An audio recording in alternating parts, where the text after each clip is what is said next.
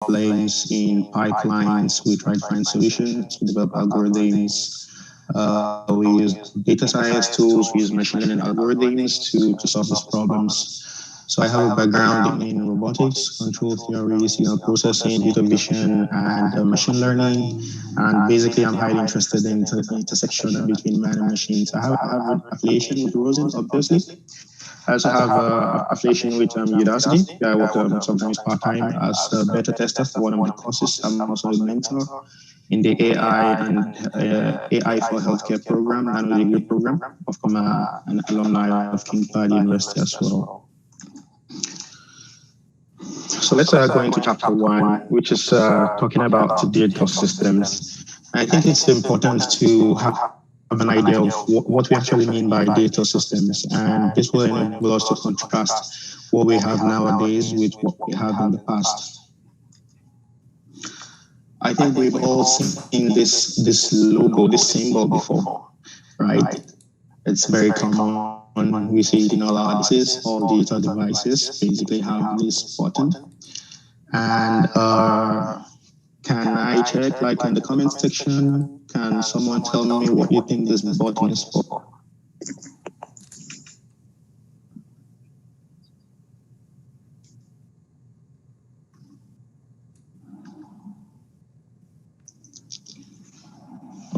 Okay.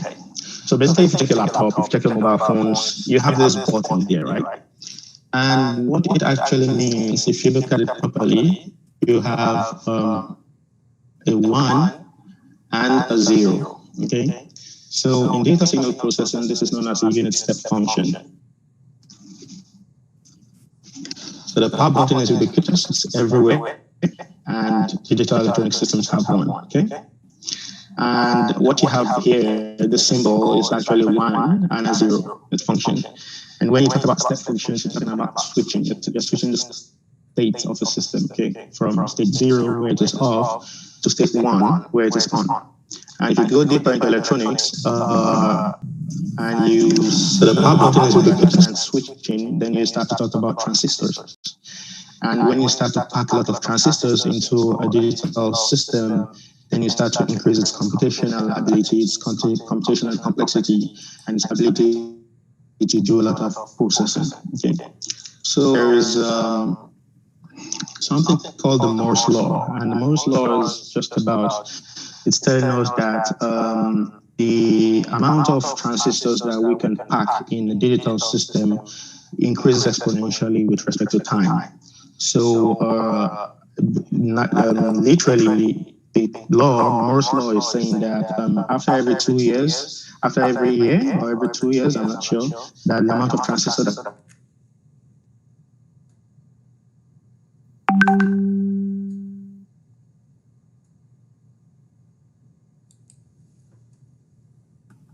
Mr. Kabi, I think you are muted. Can you hear me now? Yes. Okay, so and as a result of that, you have like a very big increase in computational ability as time goes on, which also does not really impact the costs of developing these systems. So that's the power of ubiquitous computing. We have transistors that continue to grow rapidly, and we have the ability to develop new computers and to develop computing systems that are more powerful. And if you've been following the news, you would have seen something like this. On the bottom left corner is what is known as the NVIDIA RTX GPU 3090, which is the latest product from NVIDIA Graphics. And it's one of the most powerful GPU consumers out there. And basically what you have inside is 25 billion transistors inside that. But what's the relevance of GPUs? It's essential for high performance computing, for rendering, for ray tracing. When you talk about modeling, 3D art, and so on, especially useful in deep learning, scientific computing, gaming, video editing, and so on. So this is just to tell you how relevant it is to understand that digital systems will continue to increase, it will continue to improve, and we just have to get on the train. So why should we clear? So this is an example of data. So in the past, see how people, clerks or also for file messengers, stacking the shelves, and doing all this kind of manual laborers work. But nowadays, what you have is a database. Okay, you can put a database on the computer, and you can access and query this database using a language like SQL. And this actually makes your work faster, safer in terms of having backup. It's also reliable. You can also improve in, you can also have improvement in terms of security because your data has to go through like computer networks which have like secure integrated systems, encryption, and so on. You can also think about the post office that we used to use in the past, and now we have email services that everything just marvelous. You can also take an example from design, and in the past you have hand-drawn design, and nowadays you have digital design. You have software like SolidWorks, AutoCAD. Hello, sorry, Mr. Kebi. Yes. Sorry, sir. Are you still sharing your slides? Because we don't seem to see the slides. We can only see you. Oh. Okay, yeah. I think people are interested in seeing the slides. Okay. Yeah, thank you. Let's see.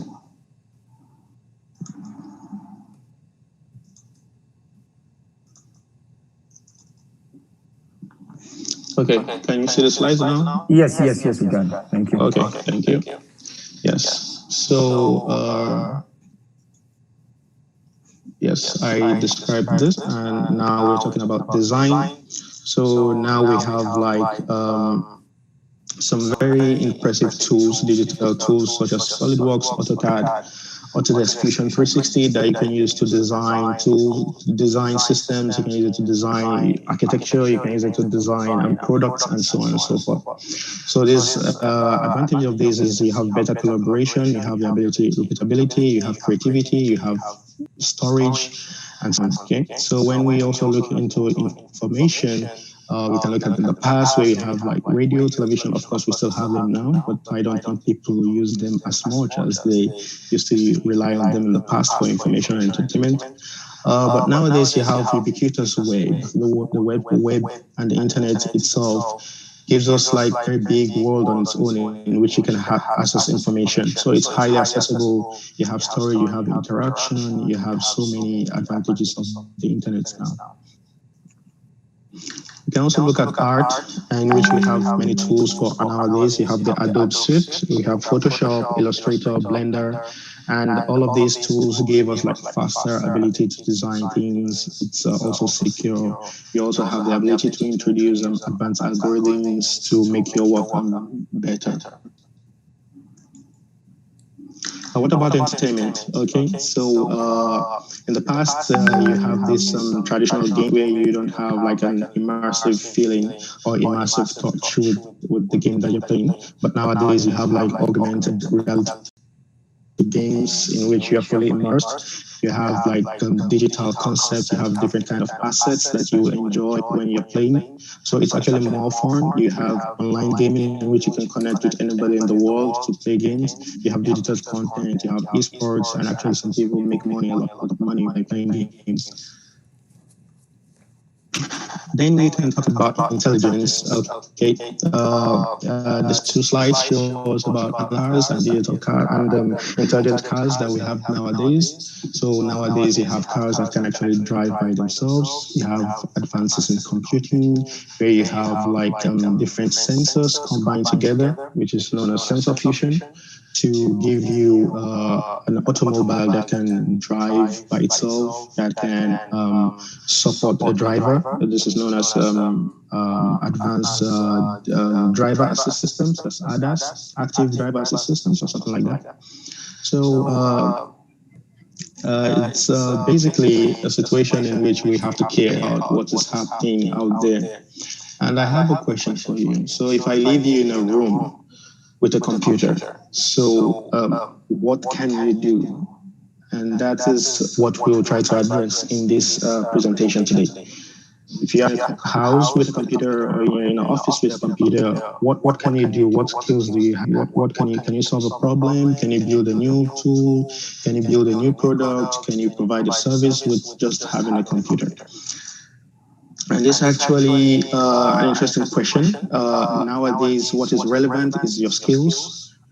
certificates don't really matter as much as they used to in the past. And to address this question, we would go into the next few chapters. So for all of this that I've mentioned, we can see, we realize that our lives have been impacted by digital computers, obviously, and there's an explosion of data, okay? So when you have an explosion of digital systems, you have an explosion of computing, you have an explosion of data, and then you have an explosion of tools, such as artificial intelligence, machine learning, data science, that will make use of this data. Okay, so about every minute, about 4.1 million videos are watched on YouTube. That's a lot of data, a lot of throughput, a lot of bandwidth that's been consumed. On Instagram, about 46,000 plus photos are shared. And on Google, every second have about 40,000 searches. So you should ask yourself, like, where do I fit in all of this? What skills do I have? What skills are actually relevant to be involved in this? You just have to be like, what the heck is going on, okay? So if you're in like mechanical engineering or civil engineering, you should be comfortable with what the tools that are actually being used in the industry, something like AutoCAD, Fusion 360, COMSOL, MATLAB, and so on. Also, if you're in like electrical engineering, computer science, you have to be familiar with programming languages like C++, Python, MATLAB, and Rust if you're interested in robotics. And you also have to realize that people actually study, they work hard and study hard to get these relevant skills. Okay, so unless you go to like a top school, a very good school, a very good institution, you might graduate from your program without having this and without being able to change the world. So you have to understand the industry that you're going to, and you have to understand the field if you're going to research. So let's move into chapter 2, which is the landscape.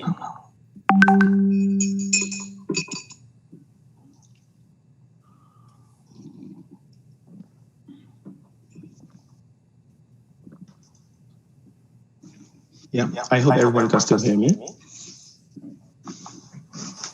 Yes, absolutely, we can. Okay. So here I broke down some of the rules that are actually relevant to digital skills that we have today. And I created them, I grouped them into what I call landscapes. So you have the data landscape, you have the intelligence landscape, you have the software landscape, you have the IT, you have design, you have the creating, you have others, okay? And unfortunately, we cannot go through all of them, obviously, because of the limitation of time. So I will just briefly talk about some of the landscapes, and I'll talk about some of the branches some of the roles that we have in there. So let's look at the data landscape, okay? So you have roles such as data scientists, you have some roles like data engineer, you have data analysts, and you have DevOps, okay? It's actually interesting because all of these, if you have a company that's providing like data science services, all of these rules, different rules, they have a part, they have a role in which they play in the overall structure of the company. A data scientist, okay, so let's start with a data engineer. If you have to collect your data, okay? You have the first process is like ingestion of data that can come from an API, let's say Google Maps, where you have data about traffic. You can save this data on your own local database. And it's the work of the data engineer to arrange this data. It's the work of the data engineer to make sure that this data is always available, it's reliable. To create all the structure, the infrastructure, including hardware and software, to make sure that the data is available for the data scientist. Now, the data scientist makes use of this data. Basically, what he does is he takes the data and he provides value out of the data.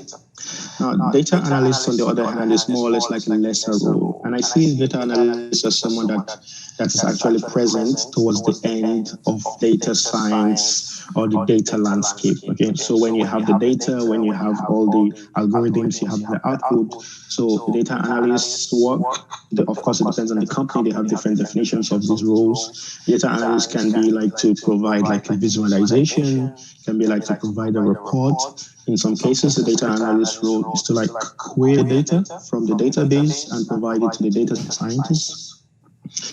You also have the DevOps, basically for deployment of your services, of your algorithms. You develop your algorithm on your local system. So how do people actually get to use it? through the website, through a web application, and through a software. So it's actually the work of the DevOps to make sure that this happens.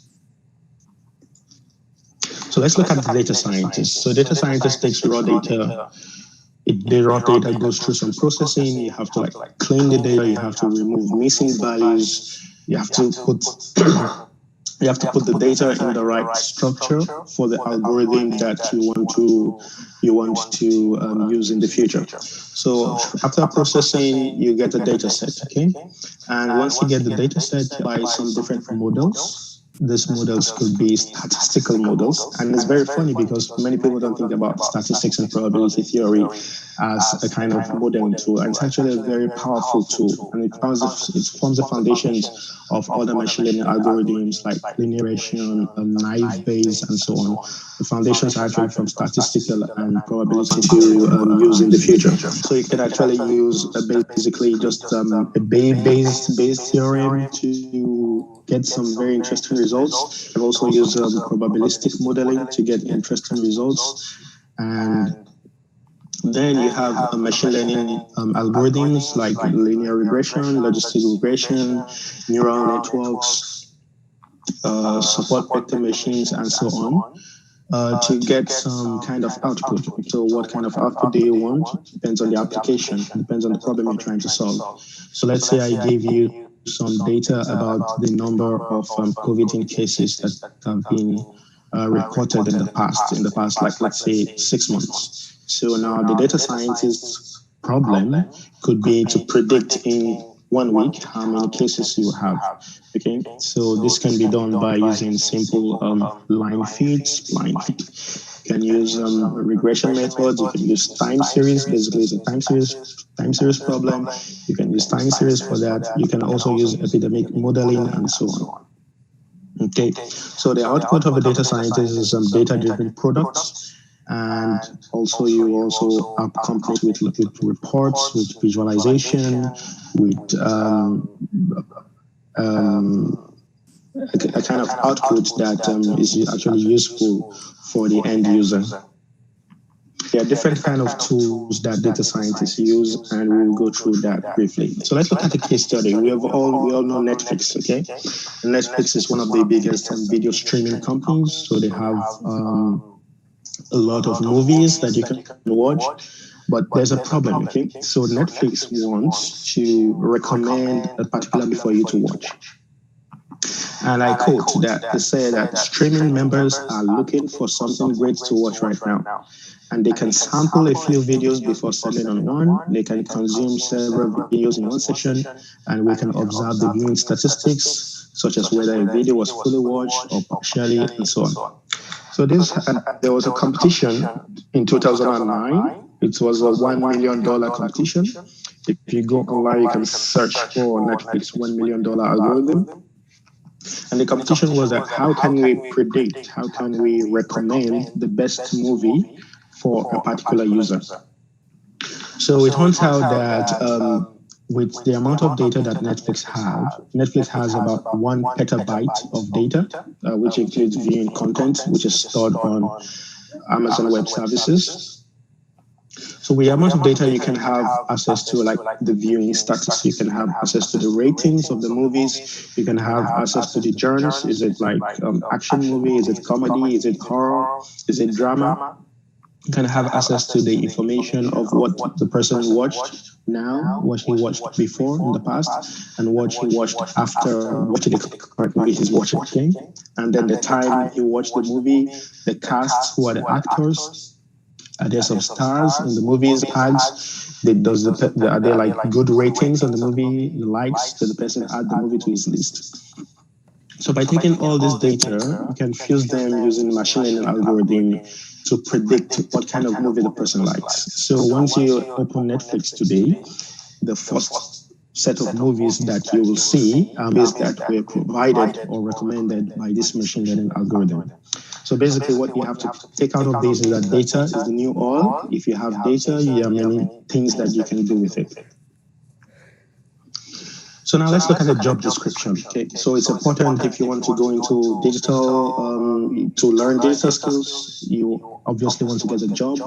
And if you want to get a job, I think it's very important to see what are actually required in the industry, because there's a very big difference between the industry and academia. Industry is competitive, and you have to just be on the top of the game.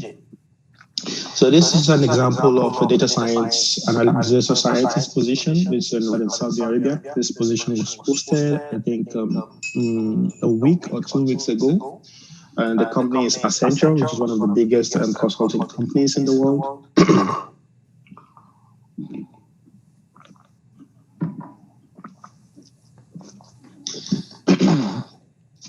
So as you can see from the description, basically what I want to do is something that's related to predictive and machine learning models, okay?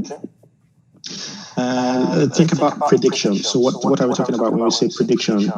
If you have a car, can you actually predict when the car will break down? Can you predict when you need to change your oil? Normally, what you do is you take the mileage, how many kilometers has the car traveled. And once you do that, you just estimate, you just make some assumptions. But you can actually improve the efficiency by looking at things like how many kilometers the car has gone, what is the road conditions, the weather conditions, what kind of engine, what car, how fast were you driving, how do you drive, your driving profile. This will give you some kind of predictive information when you use machine learning as to the optimum time in which you should change your engine oil. So this is just a simple problem that you can solve, and you can actually start a company with that. So what are the skills that are required? You have statistics, okay? And to implement statistics, the skills that you need is R programming. You also need Python programming. These are very important in data science. There's also SAS, which is a software developed by some external vendors. Apart from that, you also need to have an idea of data management. SQL, that's structured query language, is the language that you use to access data from databases, to draw queries, and so on and so forth. You also need some knowledge of business software like Microsoft Office, Power BI, Tableau, and so on. These are for like visualization, for creating reports, and so on. It's essential to have a good understanding of the statistical techniques, segmentation, how do you like cluster data that are similar. You have modeling, you have machine learning, time series modeling. Like for example, if you look at stock market is a very good example of time series. Okay, the data is coming with respect to time. That's why it's called time series data. You also have analytics, web mining, data mining, and so on. So usually you would require like a degree, a bachelor's degree or master's degree, and most times you have like 2 years experience required to get into this field. It's also important that you have good communication skills because you're going to present your results. Same time, you have to have experience developing models, clustering algorithms, and so on.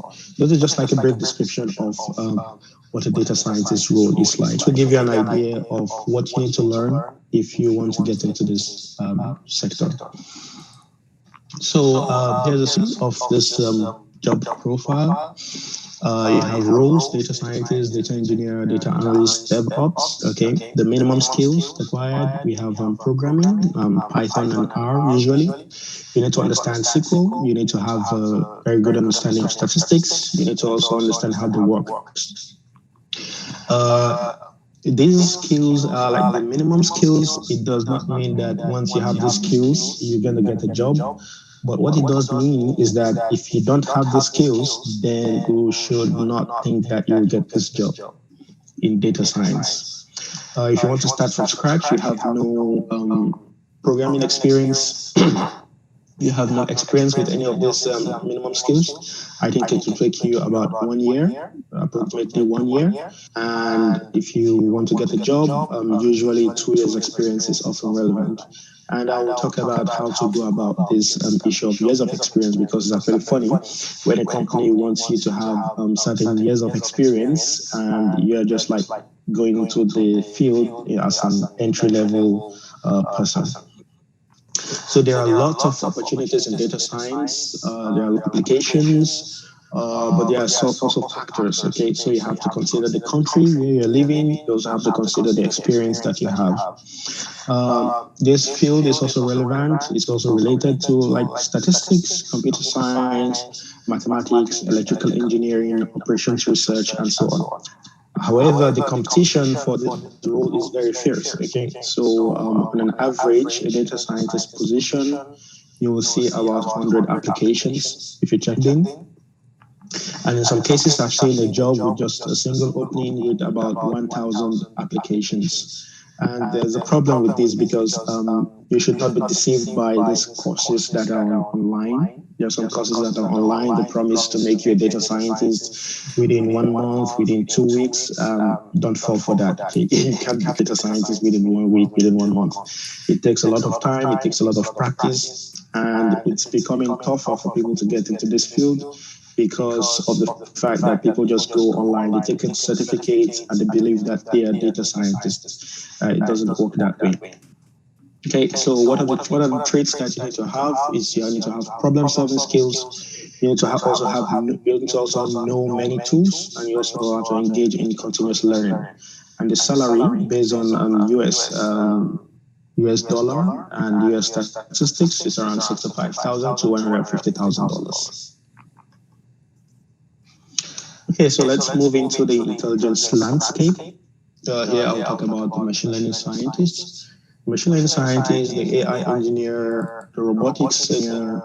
In robotics, you have like computer vision, you have self-driving cars, you have unmanned aerial vehicles. Sometimes they do similar things, sometimes they do different things.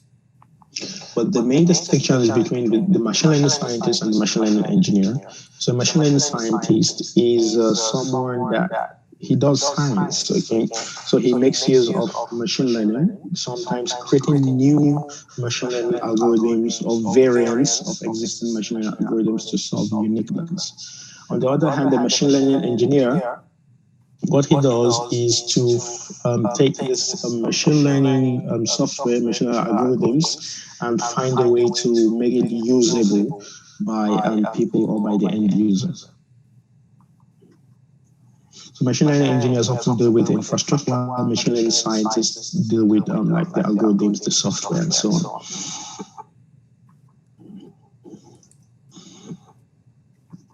Okay, so machine learning has a lot of applications, and there are three main branches of machine learning. You have reinforcement learning, you have supervised learning, and unsupervised learning. So in supervised learning, what you do is have a machine learning algorithm, and you give it some data, and you tell it what that data represents. So along time, as time goes on, or as the machine learning gathers experience, it's able to understand the mapping from the input to output. In fact, an example of algorithm that does this very well is the neural network. And neural networks are known as universal function approximators. And what this means is that for a two-layer network, a two-layer neural network, any function that you give it can be approximated. And there are a lot of theory, there are a lot of proofs about function approximation for those that are in mathematics and will be interested in this.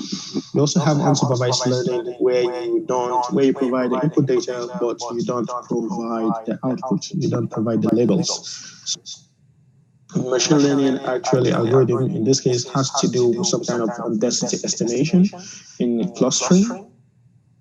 In some cases, where you group similar data points together. You also have reinforcement learning. Reinforcement learning is all about learning from experience. Okay, so you have you explore the world and you also exploit the world.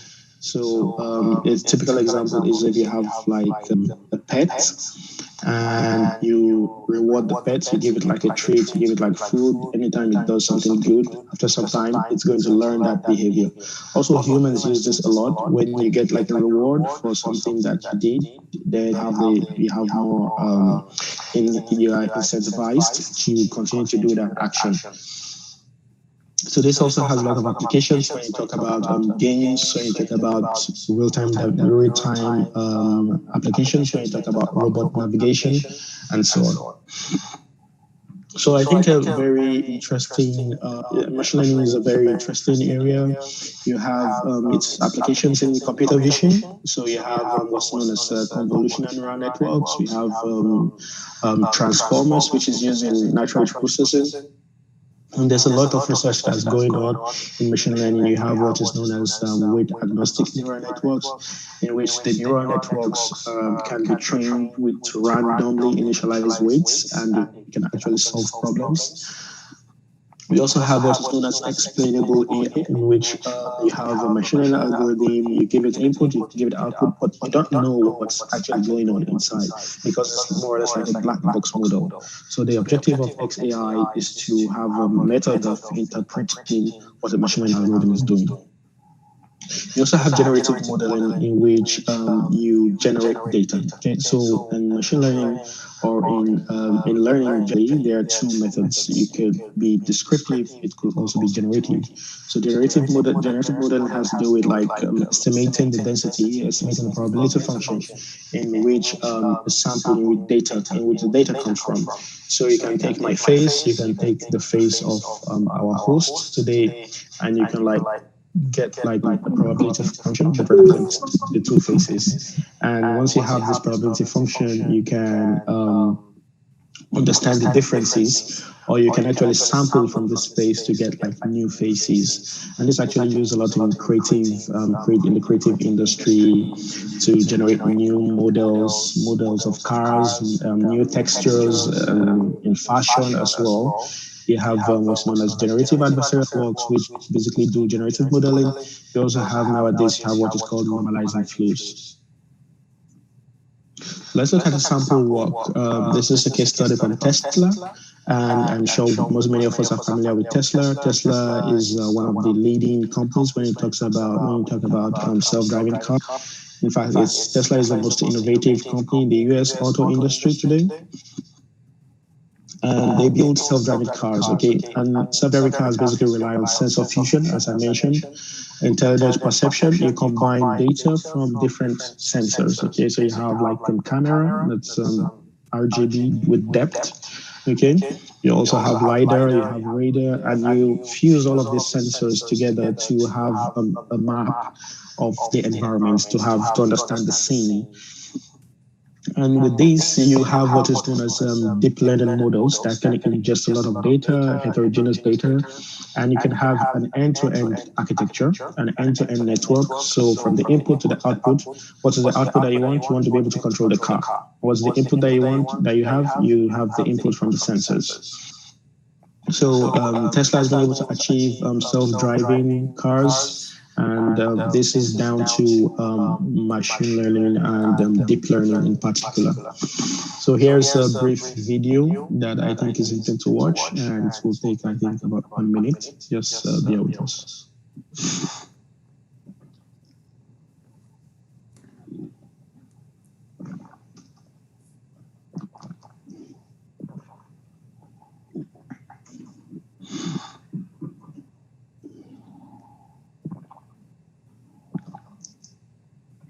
So the interesting thing about Tesla is that while other companies are relying on different kind of sensors, Tesla have placed their bet on cameras. They believe that cameras are like the most efficient way in terms of cost, in terms of algorithms, in terms of knowledge and development to achieve self-driving cars. Okay, so on the right, you see the left rearward vehicle camera. You have the medium range vehicle camera, and you have the right rearward cameras. And you can see that as this car is traversing the world, it's detecting some features, okay? So it's detecting stop signs, it's detecting the traffic signs, it's detecting traffic lights, it's detecting other vehicles, it's detecting pedestrians, and so on. So the ability of a machine learning algorithm to do this means that having these skills, you can actually change the world, okay? And basically, one of the architectures that's used to achieve this is known as a convolutional neural network. And the convolutional neural networks work on 2D data. So an image, for example, is a 2D data. And it tries to mimic how the eye works. You have like kernels that scan through the image. These kernels learn from the image using a long process, back propagation, and so on. And these kernels form what is known as a receptive field. And through this receptive field, they pick up features, they pick up like edges, they pick up motifs, they pick up parts, and then they form the object. And when you train the network, with time, you have a very good understanding of the objects that are in the scene. So the Tesla vehicle has the features, and okay, here let's look at some of the job description of a deep learning engineer scientist at Tesla. So I'm sure that some people might be thinking it's Tesla is a big company. How can I get into Tesla? I just think that if you want to do something, you should do it well, and you should not be afraid of competition. You should not be afraid that it's a big company. If you try your best, you can actually work for any company in the world. So for deep learning, what does Tesla want you to have to be employed? And this is a position that's posted Tesla headquarters in California, USA. And what we want you to know is have an understanding of visual recognition, have an understanding of segmentation. So as you saw when the car was driving through the world, it had some objects, some pedestrians, and so on. So what's a segmentation? Segmentation is actually labeling the pixels that belong to, like, let's say the street light or the pedestrian. And once you're able to do the segmentation, you can actually do recognition and understand what actually is that object. Okay. So you have deep neural networks, you have convolutional neural networks, which is required for getting a job here. You have object detection and classification. There are different algorithms. There's a YOLO algorithm, there's a single shot detector, and so on. You also have tracking algorithms and so on. You have also multi-sensor fusion. They want you to understand how neural network works and how to implement these algorithms on an embedded device. So the requirement, you need to have strong software engineering practices. And unfortunately, it's difficult for you to learn this on your own. You need to have experience and you need to have like an advanced degree.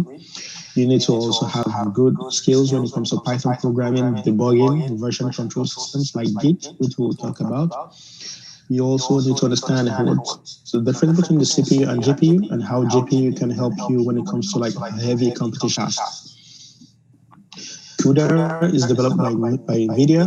CUDA is, let's say, like a library that helps you with advanced computations. You need to have multiprocessing when you write a program procedurally.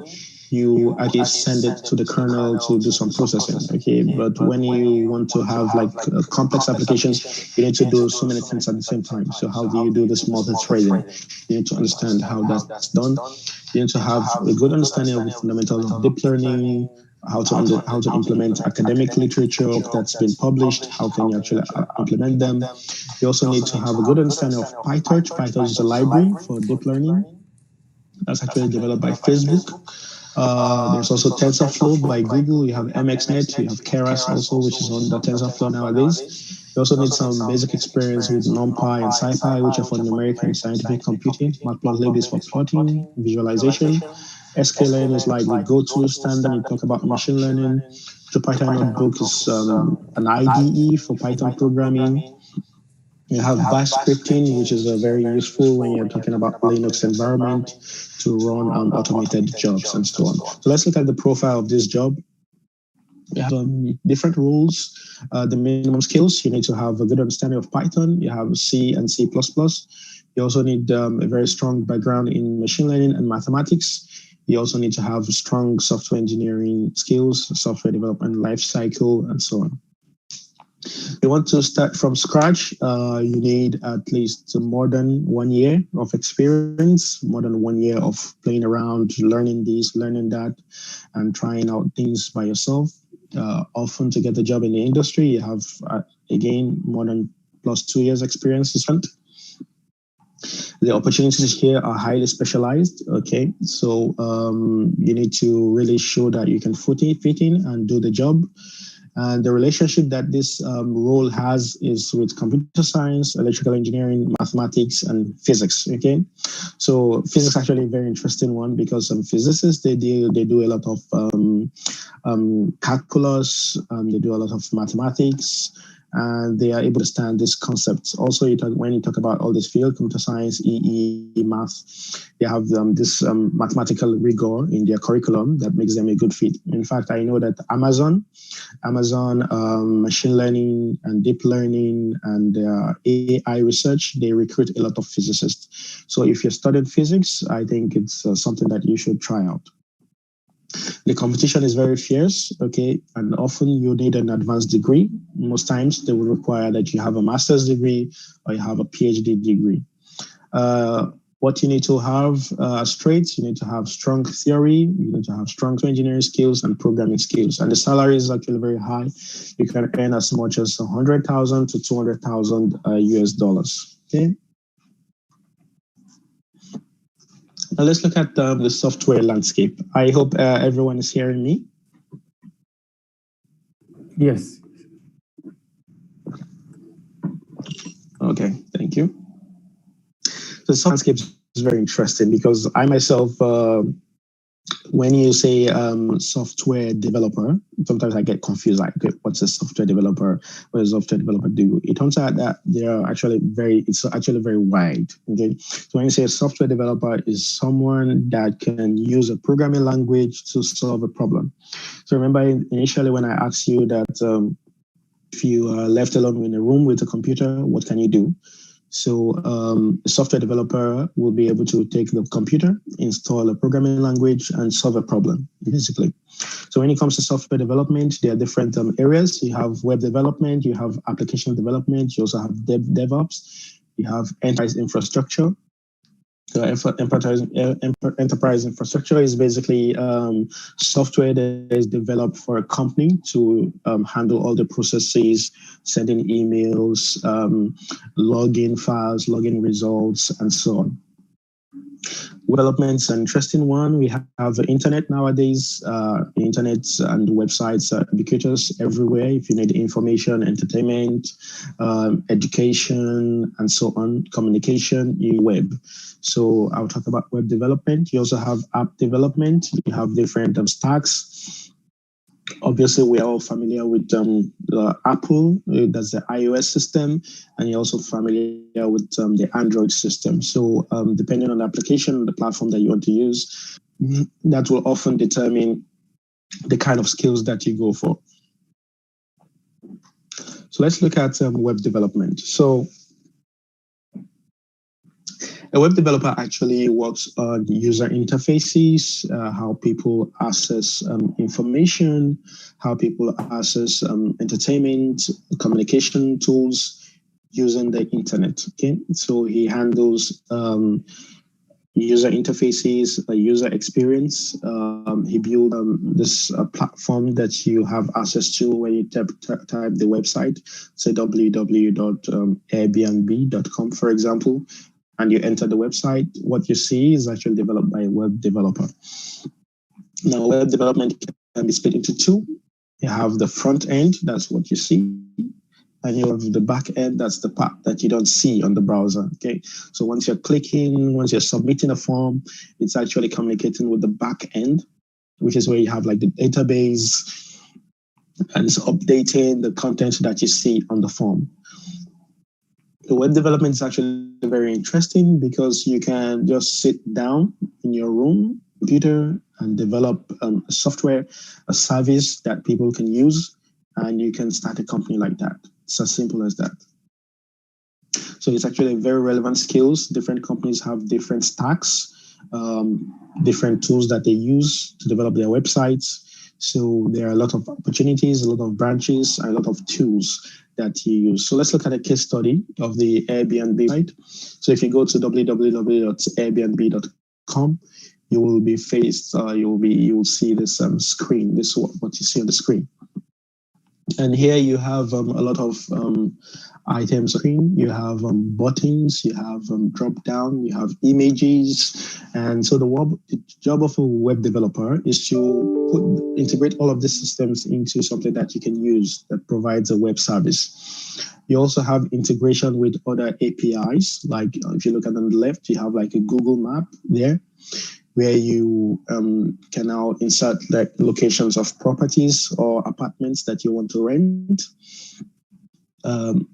This has to do with the integration or working together of a front-end developer, like I mentioned, who deals with the user interface, the user experience, to make it seamless and intuitive and interesting to use. You also have the back end that deal with the data about like the apartment, how many rooms, what features the apartment has, how many houses, the user data, authentication and recommendation. All of this happens in the back end and are sent to the front end for you to have an experience or interaction with.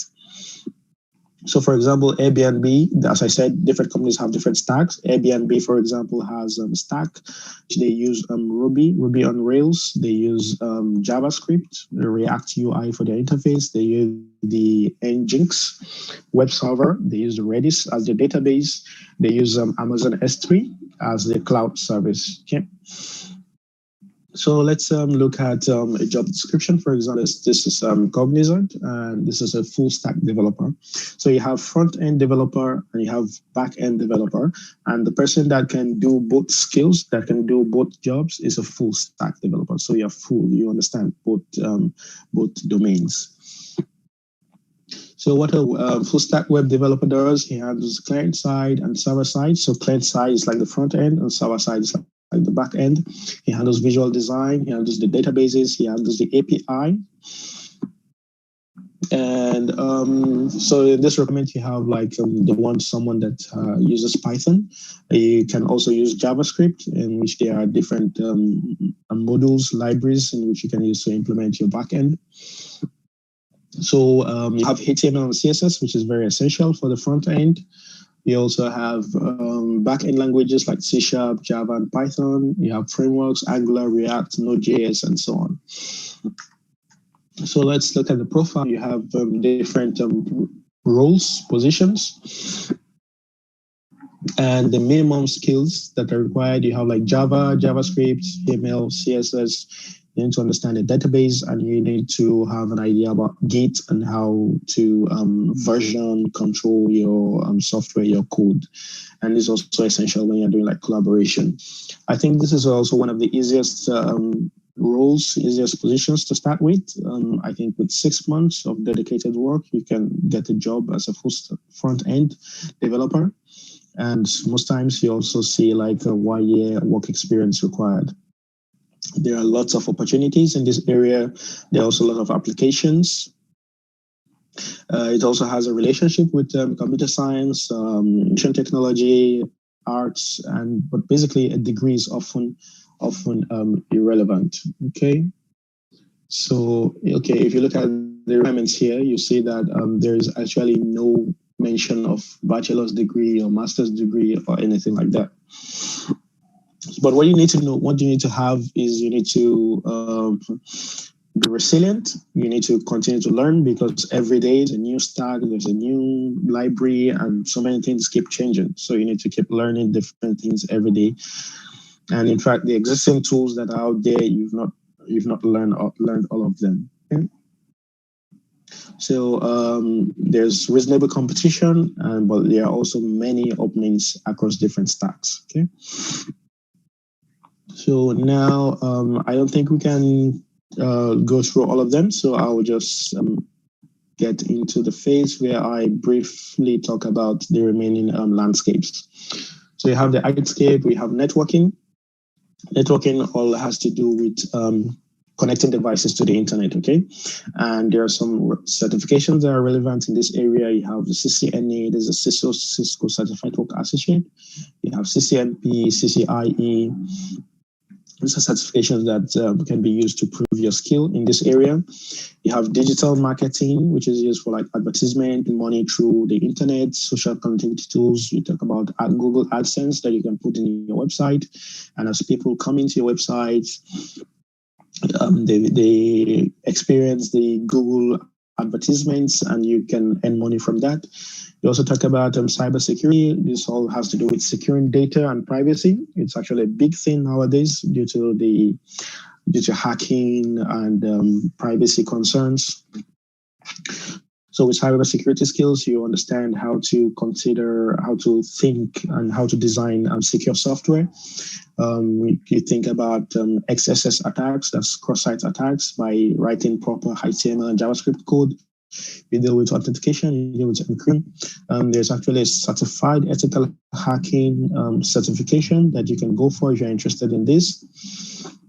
You also have the traditional IT administration, which is a classical role. Okay, so almost every company has this IT department where they deal with setting accounts, email, checking data usage, installing software, troubleshooting, and so on. We have also the design landscape. I find this very interesting. When you talk about modeling, okay, you want to develop assets for games and the film industry. You want to develop something virtual that can be experienced in different forms. You use some software like Blender. So if you watch like Anita, it's an action movie, or Star Wars, and you look at the alien shapes and so on, how it is developed. They're actually developed using digital tools like Blender. They were modeled. They are not actually real. So what about product design, houses? Can you work with an architect and like create a digital equivalent of an idea? About clothing, a tailor, can you work with a tailor? Can you start a company whereby a tailor has designs and then you create 3D models of people and then you put the designs on them and then you start to sell it online? What about industrial products, laptops? If you go to like a shopping center and you check, one of the catalogs, most of the images there are not like images of the real product. They're actually 3D designs. And this is actually an untapped area in Nigeria, I think, and many people can go into this. You can actually sorry, also... Mr. Kebi, sorry, yes. You have to quickly round up because of prayers, because you have to treat 1 or 2 questions. Thank you very much. Yeah, no problem. So you have to look at these as well, assets that you can develop and you can sell online. You also think about CAD/CAM, which is for the industrial design manufacturing. You think about user interface, is making beautiful interfaces for people to use. You can also think about 3D design and printing. Another landscape is video editing, where you can create awesome videos, think about movies, comedy skits, marketing, online learning videos, and so on. You have augmented reality, creating virtual reality for gaming, entertainment, tourism, for educational purposes, for example, medical anatomy, where you can interact with a human body without actually being exposed to a human body. You have video effects seen in movies like aliens, spaceships, and so on. You have like special weapons, the warp drive in Star Wars and so on. You also have esports and gaming. You think about FIFA 2020, Dota. These are all games that you can play. You can stream it online. You can earn money from that. You can be like a tester, a video game tester. There's actually someone known as The Brad on YouTube. He has been on YouTube since 2006. He has about 5 billion views, 6,890 videos, and about 12 million subscribers. And he works like a consultant with most of these video game industries.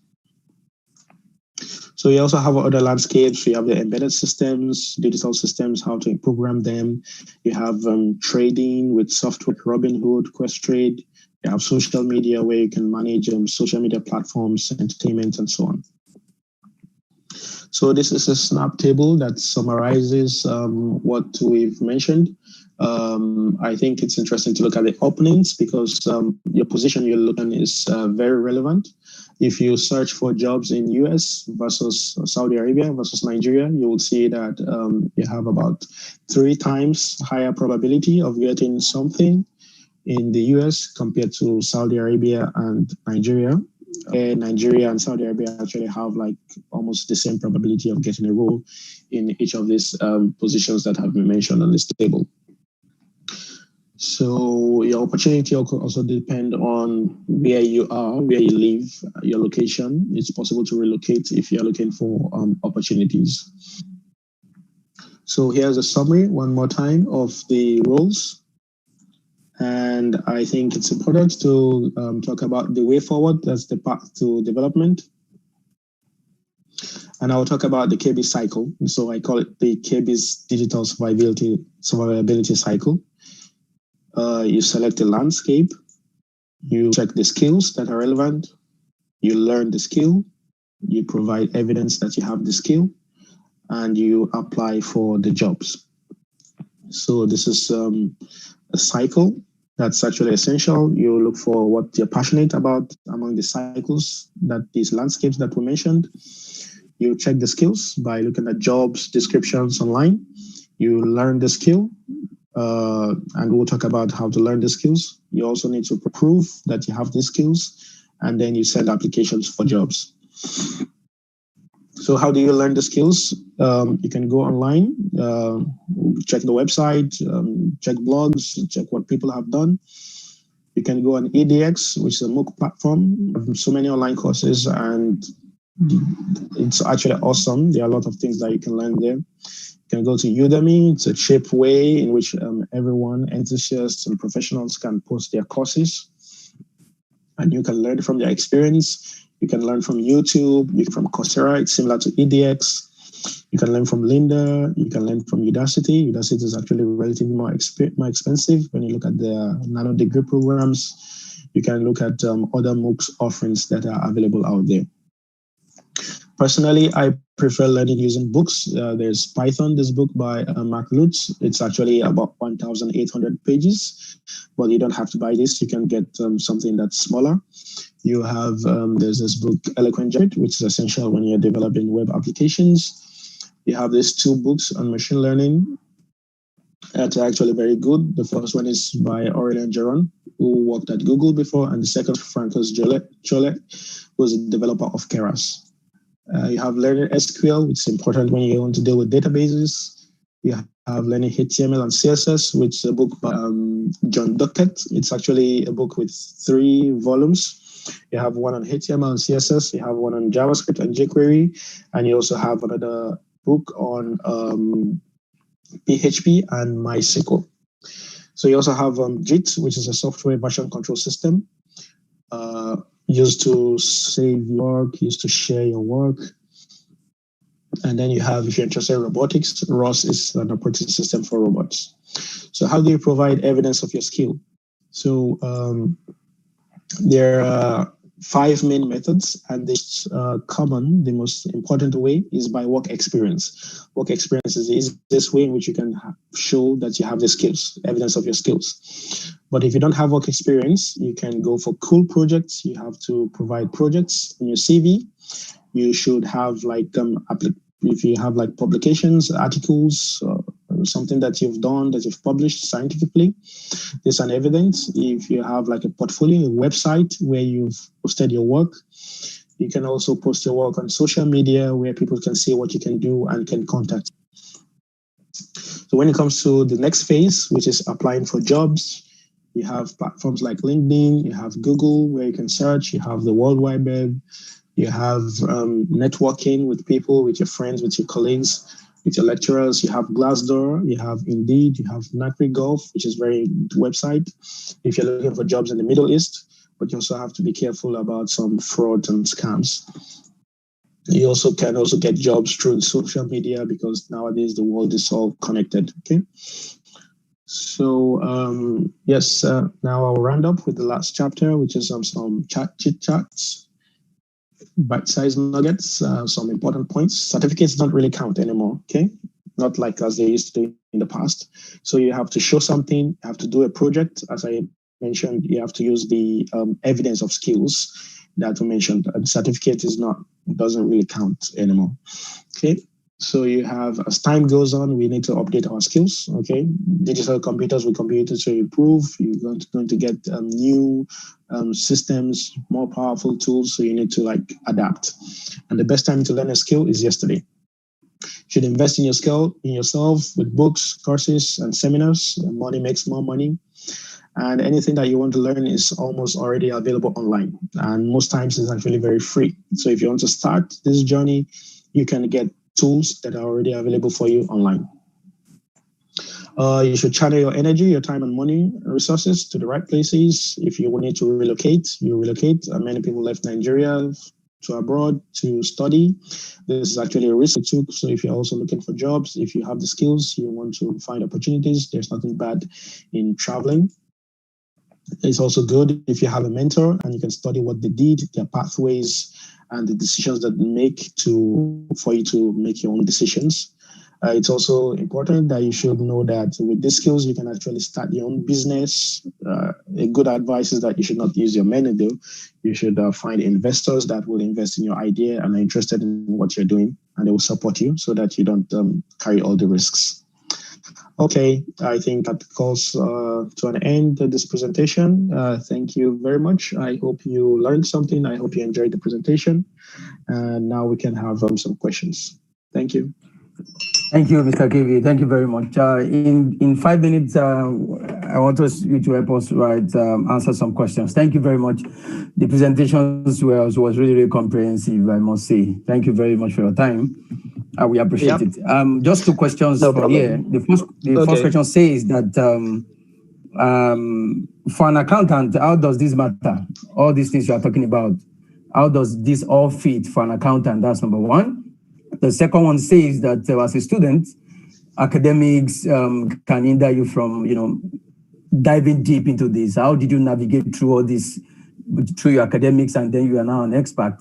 How did you do it? What advice do you have for people who wants to really dig deep in this kind of thing, but they have a lot of distractions in code, especially academics? And now that you have said that certificates do not matter, how do we balance it?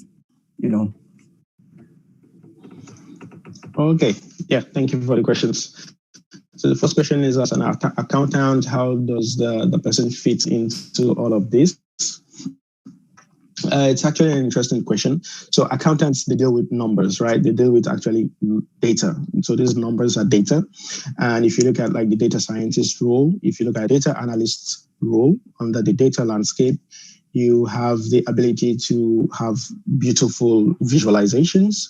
You can have good reports. You can handle the storage of your data. How do you store these numbers in a way that's secure with encryption? What about if you're like dealing with sales data, and you want to like a forecast? How will the company be doing in the next 6 months? You need machine learning skills for this. What about computing generally? You want to find the mean, you want to find the average, you want to find the standard deviation, you want to do some statistics, some computing. You can use Python programming for this. So in fact, this data science has applications in different areas: finance, medicine, robotics, education. It cuts across industries. So for an accountant as well, these skills are relevant. Python, R is useful for computing, for statistics, for storing data, for assessing data, for doing prediction, modeling, and so on. The second question is about dealing with academics, combining academics with learning the skills. And I think it all depends on what you actually want to do. So if you're in academics, you might, as a student, you might want to go into the academic route as a professor, as a researcher, or you might want to go in through the industrial route.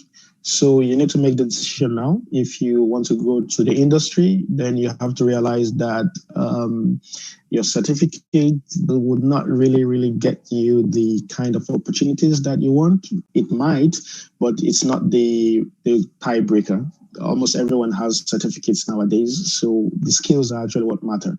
And how can you get this? The one way you can navigate this is to focus on what you actually need. So let's say you are an electrical engineering student and you're interested in data science, and you're in a master's program for, let's say it's a 2-year program. If you've made up your mind that you want to go into the industry and you want to face some data science, then you have to plan your time and you have to look at the skills. So we've talked about the skills that you need to learn. Python, R, SQL, that's the start. If you're a student, most of the time, electrical engineering, they use MATLAB only. So if you spend 2 years and the only skill that you can prove is MATLAB, then I'm sorry, you've really wasted your time if you want to go into the industry. So you break your time every semester. Let's say you take 2 skills. And as I mentioned, the book is a very interesting way, and I think it's a very powerful way of learning. So every semester, write down the skills that you want. go online, check for the companies that you're passionate about, the companies that you want to work, list the skills that they require. If they require Python, R, SQL, JavaScript, Java, C++, knowledge about regression, classification, convolutional neural networks, just list them down in an Excel sheet and then start to give yourself a rating. Okay, how much do I know about this? How much do I know about this? How much do I know about this? Then you look at which skills are common across the companies. Let's say all the companies require Python, then you start with Python. Okay, so you mark Python as the first skill that you need to learn. Then you go next. Okay, what skill do they need next? Maybe they need knowledge learning. You mark machine learning, and then you take it. You divide this semester by semester. So you create an alternative curriculum for your career. And at the end of the day, you realize that why you are in school is just to get the certificate. And what you're doing for yourself by creating your alternative career is to develop yourself for your career. So school will give you a certificate, except you go to a very good school, a top school, where you can learn the skills in the classroom. I'm sorry, you might just get lost and you might lose a lot of time. And as time is going, you're also depreciating. So your value in terms of companies that want to hire you, the older you become, the less interested they are. So I think this is a very interesting way. You look for, like I mentioned in the cycle, you pick a landscape, you look for the skills, you learn the skills, you provide evidence of the skills. So each skill that you learn, if you learn Python, you take a project in which you use Python and you put it in your portfolio. You learn robotics, you take a project in which you do something with robotics and you put it in your portfolio. If you learn about SQL, you need to query data from the database, you take it, the project that you did, you put it in your portfolio. At the end of the day, you have a portfolio of skills. You can put this portfolio on your website, and you can link to the website on your CV. And this is actually a very useful way in which you can develop and you can get opportunities pretty fast. Yeah, I hope that answered your question. Yeah, that answered the question. Thank you very much for your time. Lastly, before we go, in just 5 seconds, must everybody go into this? Must everyone go into this data science thing? Is it meant for everyone? Just 5 seconds before we go. No, as you see, I did not just mention data science. I mentioned different landscapes. And of course, not everyone has to go into it. If you want to go into the industry, then you have to find out what kind of industry you want to go into and what are the skills that are relevant in that industry. So not everyone has to go into data science. In fact, I feel like everywhere you go, everywhere you hear data science. It's not like that. It depends on what you actually want to do. If you are interested in data science, of course, you go for it. You must learn the skills, however. But if you're not interested in data science, if you're not interested in IT, if you're not interested in modeling, if you're not interested in any of these skills, then you can maybe use the old tools that we used to use in the past for farming. Thank you very much. Thank you very much, sir. Thank you very much. On behalf of Nigerian community, King Fahd University of Petroleum, we say thank you for your time, for your effort. Thank you very much. Thank you. We'll be seeing you later. Thank you very much. And I think can we contact you on your Twitter? I think this is your Twitter account at KB. Yes, that's my Twitter. So you can drop me like a DM. Yeah. Yeah, I think your DM is closed, so please make it open. I have questions personally. Make it open. All right, no problem. All right. I'll open it now. Thank you very much. All right. Thank you very much. Thank you. I hope everyone enjoyed the presentation.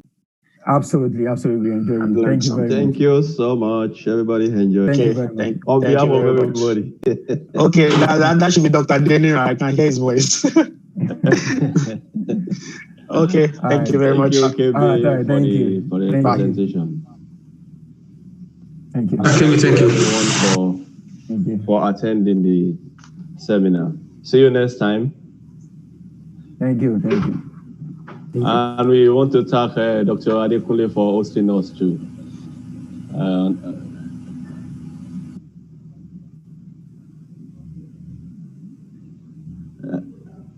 Thank you so much. I'm Orehiba.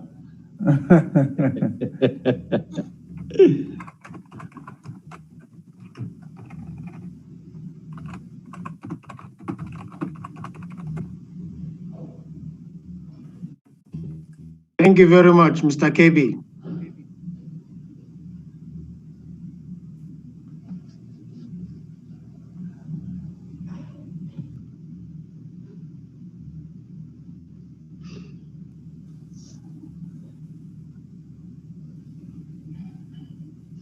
Moyedin, you are also there. Adigoke Moyedin. Oh, that's nice.